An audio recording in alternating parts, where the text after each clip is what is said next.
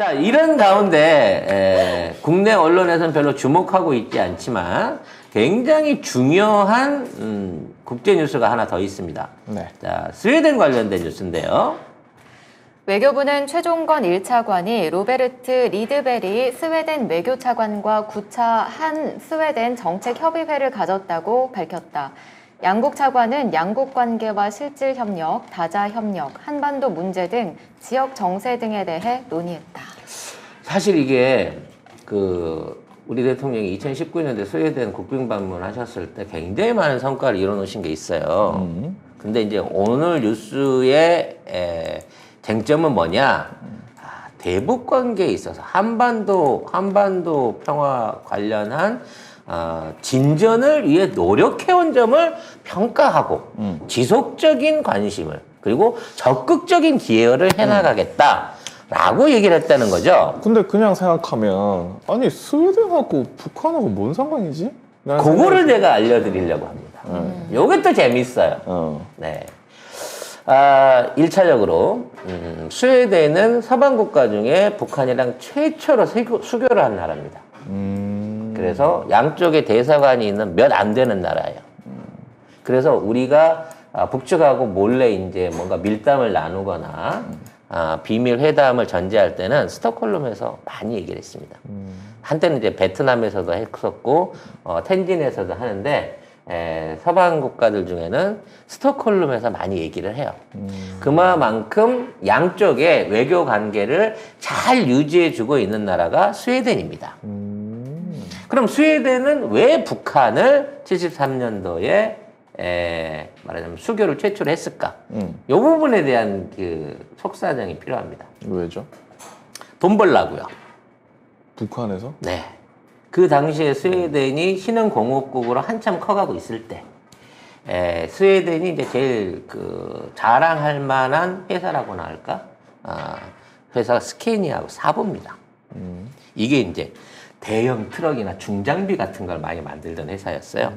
그리고 이제, 그럼으로 인해서 어느 정도 이제 그쪽 방면에서는 일가를 이루고 있는 회사인데, 이 회사가 북한에다가 눈독을 들인 겁니다, 스웨덴이.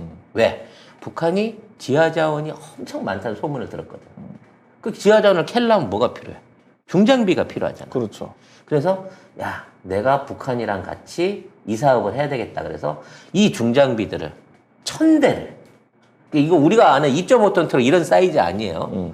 어마어마하게 큰 겁니다. 막 50톤 막 이렇게 되는 거대 중장비와 트럭들을 1000대, 당시 가격으로 7천만 달러. 70년대 7천만 달러면요, 지금 거의 한 3억 달러 되는 거예요.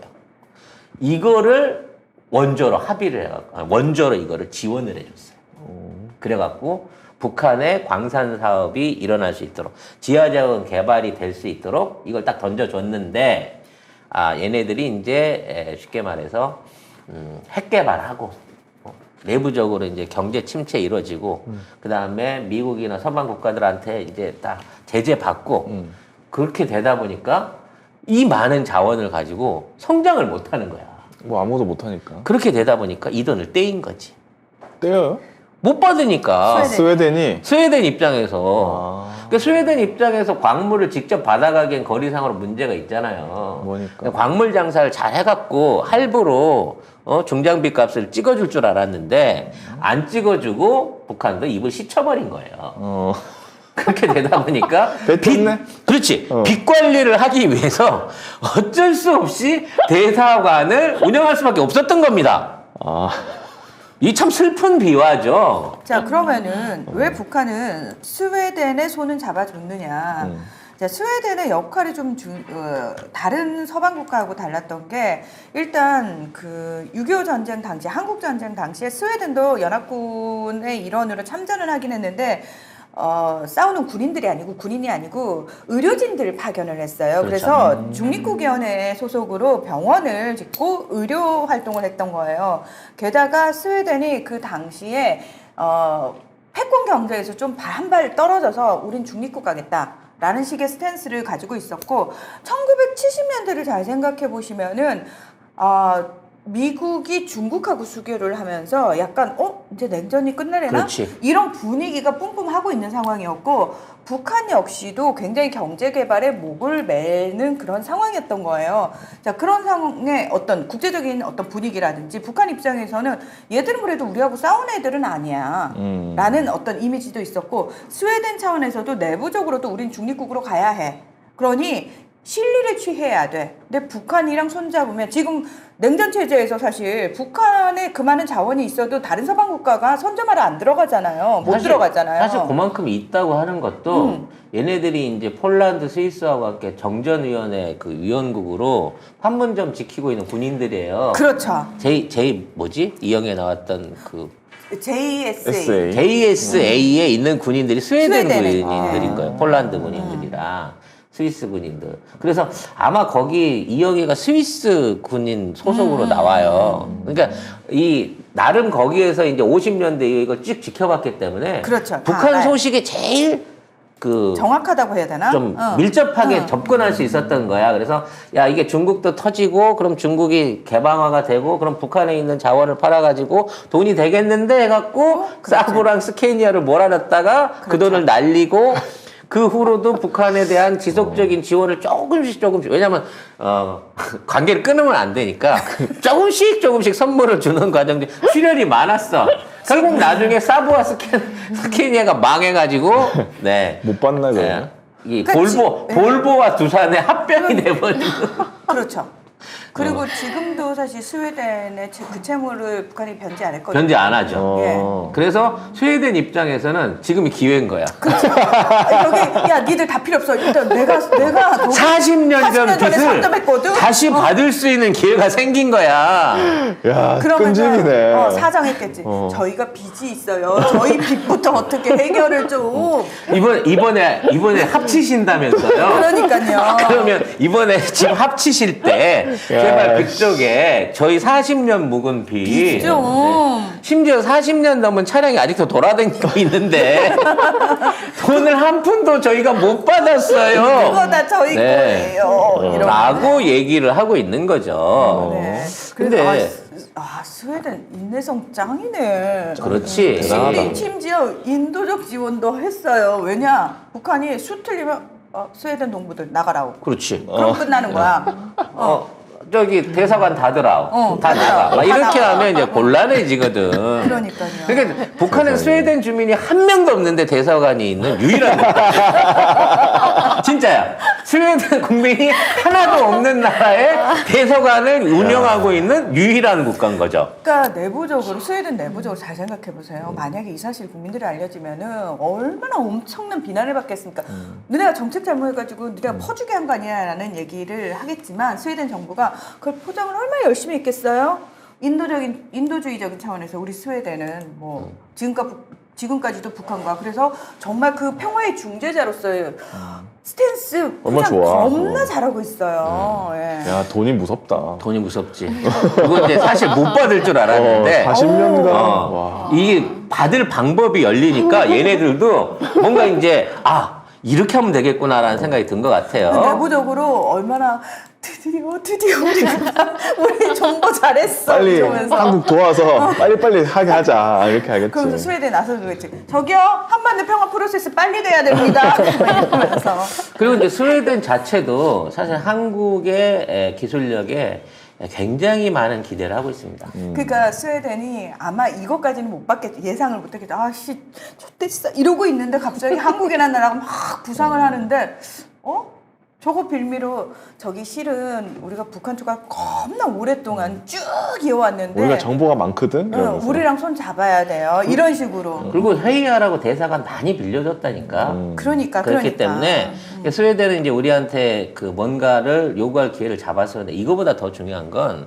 2019년도 이후에 스웨덴하고 우리하고 경제적으로 굉장히 밀접한 관계를 만들어가고 있다는 거예요. 사람들이 이걸 몰라요. 그건 뭐예요? 우리나라에 가장 많이 투자한 스웨덴 기업 이름 들으면 여러분 너무 잘 알 건데 아스트라제네카입니다. 아스트라제네카. 아스트라제네카가 2019년도부터 매년 우리나라에 투자를 하고 있고 총 투자 규모를 6억 불 이상을 투자를 하겠다고 얘기를 한 거예요. 놀랍게도 투자를 시작하자마자 코로나가 빵 터진 거야. 헐. 그래서 우리나라가 처음 생산하기 시작한 백신이 어디 겁니까? 아스트라제네카입니다. 아스트라제네카요. 아스트라제네카가 스웨덴이었어요. 네, 영국으로 알고 있지만 네. 아스트라제네카는 스웨덴 기업입니다. 그 이외에도 에릭슨이 있고요. 에릭슨. 네. 맞아, 에릭슨. 에릭슨이 한동안은 전 세계의 통신 서버를 비롯한 통신 장비 1, 2위를 다투던 기업이었어요. 지금 뭐 삼성하고 화웨이한테 털려가지고 네. 존재감도 없고 기술력이 안 되고 있죠. 얘네들이 5G 하겠다고 지금 KT를 붙들고 사정을 하고 있습니다. 거기에 사부하고 스카니아가 있습니다. 사부는 이제 옛날에 그 자동차 회사이기도 하고 항공기도 만들어요. 전투기도 만드는 회사였는데 엔진도 네. 하고. 엔진 잘 만드는 오래된 기업입니다만 쫄망했습니다. 그렇죠. 그래서 자동차 부분은 중국하고 볼보 쪽에 지금 저 뭐 인수 타진 중이기도 하고 아무튼 그런 상황이 이제 쫄망에 있는데 얘네들이 다시 부활을 하려 그러면 한국의 수소차 또는 전기차 기술이 절대적으로 필요하죠. 스카니아 대연 중장비 회사입니다만 여기도 망했어요. 망했어요? 건설 경기가 되게 끝나고 나서 유명한 데인데. 유명했는데 스카니아가 중국에 진출했습니다. 아, 그래서 이제 중국 토건 시장을 보고 여기에서 우리가 중국 시장을 먹어야지 그랬는데 갑자기 스카니아처럼 생겼는데 가격은 반밖에 안 하는 중국제 트럭들이 나타나기 시작했어요. 그렇죠. 그 늘 중국은 그래요. 그렇지. 네. 그러니까 야 장사하러 들어와 그래갖고 공장을 세우라고 한 다음에 샘플 하나만 나오면 바로 옆 공장에서 반 가격에 물건이 쏟아져 나오는 그런 신기한 모습을 보여주는 국가가 중국이거든요. 거기는 군사 무기도 그런 식이잖아요. 드론도 미국이 진짜 돈 수억 들여가지고 딱 개발해가지고 근데 오늘 갑자기 반값에 중국제 드론이 나타나. 그러니까 중국은 네. 베끼질 못하면 못 만드는 거예요. 그러네. 우리나라 휴대폰 기업들이 들어가갖고 애니콜부터 시작해서 중국의 휴대폰을 사실상 보급을 하고 휴대폰 기술을 다 전파를 했어. 근데 이 새끼들이 이걸 베껴갖고 지네들이 팔면서 우리 시장에 위협을 줘. 그러니까 삼성이 그 큰 시장을 한때는 막 1년에 몇 천만 대씩 팔던 시장을 포기하고 나는 니네랑 장사 안 해. 나왔어. 그러니까 잘 됐다. 삼성 목까지 우리 거다라고 생각했는데 그 후로 3년 동안 아무런 신제품이 안 나고 있는 거죠. 심지어 이게 최근에 이제 접는 휴대폰 나왔잖아요. 네. 베끼기가 쪽팔리니까 바깥으로 접는다고 만들었다가 쫄망하고 나서 다시 안으로 접는 거를 만들어 갖고 지금 들고 나오고 있는 형편이거든. 결과적으로 삼성이나 우리나라 기업들이 보여준 혁신을 우습게 알고 베끼는 데만 익숙했던 기업들이라 야 삼성 나갔으니까 니네들이 창의적으로 좀 만들어봐 그러는데 도저히 이 창의력은 나오고 있지 않은 애들이라는 거죠. 뭐 얘가 나 아니 지금 검색하다 너무 웃긴 기사를 하나 봤어요. 2019년 11월 19일자 아시아경제 기사인데 북한이 얘들은 스웨덴한테 빚이 이렇게 많은데 정말 당당해. 이건 종특인가 봐 우리에. 뭐라고 얘기를 했냐면은 스웨덴이 그 북미 협상에서 중재자 역할 막 자처하면서 되게 막 이쪽 그쪽 왔다 갔다 막 이랬거든요. 근데 이제 잘 심기가 좀 불편해지니까 잘 안 되고 협상 잘 안 되고 있으니까 북한이 이제 약간 뿔 따고 났는데 스웨덴에 대해서 뭐라고 얘기를 했는지 줄 아세요? 스웨덴 측은 푼수 없는 행동하지 말라고. 푼수? 네. 그러면서 우리는 스웨덴 측의 정세 판단을 바로하고 앉을 자리 설 자리를 가려볼 것을 권고한다. 함부로 나서지만 조용히 찌그러져 있어. 이런 대놓고 이런 얘기도 막 하는. 그러니까 이 새끼들한테 돈 받기 틀렸다라고 생각하려고 했는데 남북 관계가 좋아지니까 지금 이 얘기가 나오고 있는 거고 그 이외에도 스웨덴이 잘하는 게 있습니다. 이게 항만 관련해 갖고는 원래 그 스칸디나비아 3국이다 조선이라든지 그렇죠. 항만 관련해서는 이제 그 최고 기술력들을 갖고 있거든요. 항만 건설이라든지 그 통제 같은 거 그래서 이런 것들을 우리나라에다가 구축을 해가지고 인천 국제여객 터미널 개발 산업에 5조 원 가까운 돈을 출자하기로 하고요. 지금 스웨덴은 우리한테 사실 거의 올인하고 있어요. 여러모로. 그래서 제약, 항만, 그다음에 정보통신 그리고 바이오까지, 아스트라제네카까지 앞으로 한국하고 연계된 사업을 확대해 가려고 하고 있는 참에 이참에 북한까지 간다고 하니까, 합쳐진다고 하니까 빌린 돈 한번 이 기회에 그렇지. 어떤 형태로든 찾아보자. 북한이 발전하면 할수록 그렇지. 갚을 확률이 더 높아지니까. 아니면 이제 현금 대신에 뭐 다른 걸로라도. 뭐 투자가 들어가든지 원래 해서. 원했던 천연 광물. 아니면 뭐 우선권을 좀 준다든지 그런 식으로. 뭐 할수 충분히 가능한 거고요. 아까 댓글에 와 나는 대북주 6개월 존버했는데 스웨덴 40년 존버했네라고. 근데 스웨덴 자체의 외교력으로는 도저히 못 받아냅니다, 이 돈은. 이 소멸시내에서 지었어. 이 존버는 진짜 40년 정도 존버해야 기회가 보인다. 근데 북한에 투자했다가 뭐 중국도 많이 눈탱이 때렸지만 이렇게 눈탱이 맞은 기업들이 엄청 많습니다. 중국이 제일 많이 맞지 않았을까요? 아. 중국하고 러시아? 중국은 그래도 최소한 투자금은 뽑아갈 수 있게끔 해줘요. 아 그래요? 중국은 원래 이제 51대 49 사업을 시키잖아요. 그럼 이제 나중에 51대 49인데 51을 지들이 대갖고 지들이 주인이야. 근데 49는 현물을 갖고 들어오는데 51은 토지, 뭐 전력, 인력 이런 걸로 주는 거거든. 문제는 공장이 점점 커지면서 계속해서 추가 토지나 이제 부지 같은 게 필요하단 말이에요. 그럼 이제 51이 점점 더 부피가 늘어요. 왜냐면 똑같은 등가로 해갖고 그 투자를 못 하니까. 그럼 이제 공장 부지가 점점 넓어지고 인력이 많아지고 거기에 쓰는 전력이나 이런 게 많아질수록 중국 비중이 커집니다. 그래서 여기 한 7대3 넘어가게 되면 야, 본전 주고 그냥 니네 가라. 우리끼리 할게. 이렇게 해서 이제 본전은 찾아줘요. 중국 같은 경우에는. 물론 이제 그때 가면 협박을 심하게 해줘. 안 찾아주면 거지 만들겠다라고 협박을 심하게 해갖고 시켜서 본전은 찾아갖고 내보냈는데 북한은 본전을 안 줘요. 배째랑 배를 째버립니다. 가장 그걸로 이제 심하게 당한 나라. 스웨덴은 양반이야. 양반이에요? 그러니까 얘기 나왔으니까 이 얘기까지 하자고. 어디가 또 있어? 제일 심하게 당한 나라 이집트입니다. 아 진짜? 아니 이집트가 뭔 돈이 있어요. 아유 이집트는 중동 국가 중에서도 진짜 가난한 나라인데. 정말 수혜주나 하나 관광으로 파먹고 사는데 근데 이집트하고 북한이 또 굉장히 친합니다. 왜 친했냐면 예전에 중동 전쟁 있을 때 이집트가 이스라엘과 싸워야 되는데 그 당시 미국이를 주로 운영을 했단 말이에요.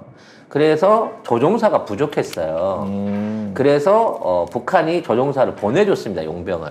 그래서 중동 전쟁을 치렀거든요. 그래서 이제 그것 때문에 이집트가 미사일들을 많이 이제 후원을 했어요. 북한에. 그걸 갖고 이제 재설계를 해갖고 북한의 미사일 기술이 현재까지 온 겁니다. 그래서 이제 이집트도 잘하는 부분이 있어요. 미사일이라든지 정보통신 이런 것들은 아프리카 국가 중에 그나마 좀 합디다 수준인 거지. 근데 이제 북한이 이 모바일 그 3G 모바일 관련된 사업이 필요했어. 그렇게 되다 보니까 이집트 기업을 하나를 꼬신 거죠. 네. 이집트 최고의 통신회사 오라스콤이라는 회사를 꼬셨습니다. 네. 근데 이제 이 회사가 이제 뭐 알제리, 튀니지, 파키스탄 이런 그 국가들에 진출을 해갖고 짭짤하게 이제 돈을 좀 만졌어요.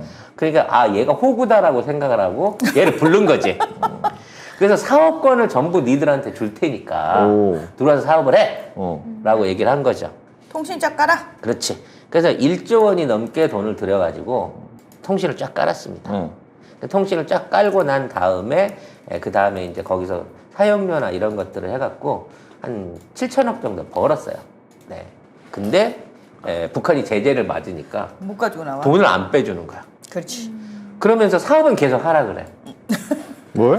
그게 무슨 말이야? 아니 돌려야 될 거 아니야. 내가 이동통신은. 번 돈 우리나라로 가지고 갈 수 있게 해주세요. 내가 언제 안 준다 그랬어? 미국이 송구 말지 말라잖아. 내가 뭐 주기 싫어 안 주나? 아니 아니 우리 돈을 얼마나 투자를 했는데 이걸 못 가져가면 어떡해요? 내가 안 준다 그랬냐고. 준다니까. 여기 통장에 있잖아. 근데 미국이 통금을 못하게 해서 그런 거 아니야. 아니 그러면 뭐 물건이라도 줘요. 그럼 뭐 갖고 갈래? 뭐 이런 식인 거거든. 아니 가져갈 게 이집트 없다. 내에도 제조업 시설이 없기 때문에 뭘 가져가봤자 가져갈 것도 없고. 의미가 없다니까. 아니 거기서 석탄 싣고 이집트 갖고 가면 뭐 할 거냐고. 그러다 보니까 하다 스스로 내가 이거 다 반납할게. 현금 보관증에는 한 장 써줘. 라고 하고 7,100억을 남겨놓고 사업을 접고 철수를 했어요. 아. 그거를 북한이 그냥 받아서 꼴깍 먹은 거죠. 세상에. 네. 나중에 이제 화폐 가치가 한 10년쯤 지나면 10분의 1쯤 떨어졌을 때, 그때쯤 가갖고 줄지 안 줄지도 모르지만, 자, 그것도 우리나라한테 잘 보여야 그때 결제 나간다는 거, 네, 알았으면 좋겠네요. 네. 오라스콤은 2008년 북한 최신성과 공동 출자로 고려 링크를 설립해 이동통신 서비스를 시작했다. 그리고 딱 10년을 건디고 2017년 10월에 나 못해 이씨 나 여기 꼬라만 받고 한 푼도 못 건지고 나 그냥 나갈래 라고 빠져나갔다라는 그런 가슴 아픈 사연이 있습니다. 안 됐네요. 그러기 때문에 북한이 해외 투자를 못 받는 거예요. 그리고 북한에 투자를 하려던 사람들이 한국한테 야 니네가 보증하고 연대 보증해줘. 그럼 나 투자할게. 오라스콤이 여기저기 다니면서 얼마나 북한을 씹었겠어. 내 돈 못 가지고 나가게 해가지고 내가 눈탱이 이만큼 맞아가지고 빈몸으로 쫓겨나고 이러면서 동네방네 소문 다 냈거든요. 그렇지. 그런 와중에도 이제 탐은 나는 거야. 인력 싸지, 자원 그렇죠. 많지, 지리적으로 기회가 좋지. 좋으니까. 물건만 잘 만든 미국까지 안 보내도 러시아, 중국에만 팔아도 얼마나 좋아. 그래서 그런 거를 들어오고 싶기는 한데 북한의 악명을 알기 때문에 그냥은 못 들어가고. 그냥은 못 가. 그래서 이거를 해결해 줄 수 있는 기업으로 반드시 한국 기업이 파트너로 들어가야 된다는 그렇죠. 거예요. 그리고 종전선언이나 이런 평화선언이 있어야지 그나마 들어갈 수 있다. 그러니까 북한이 그렇게 미국한테 막 대놓고 뻗이기고 그럴 때 얼마나 그 북한에 대한 눈탱이 맞은 나라들이 그랬겠어. 저 숭악한 것들은 저러고도 나갈 애들이야 막 이러면서. 예. 아무튼 다 좋은 얘기입니다. 따져놓고 보면 네. 그만큼 북한이 정상 국가가 돼가고 있다라고 봐야 되는 상황이라고 이해를 해주자고요. 네.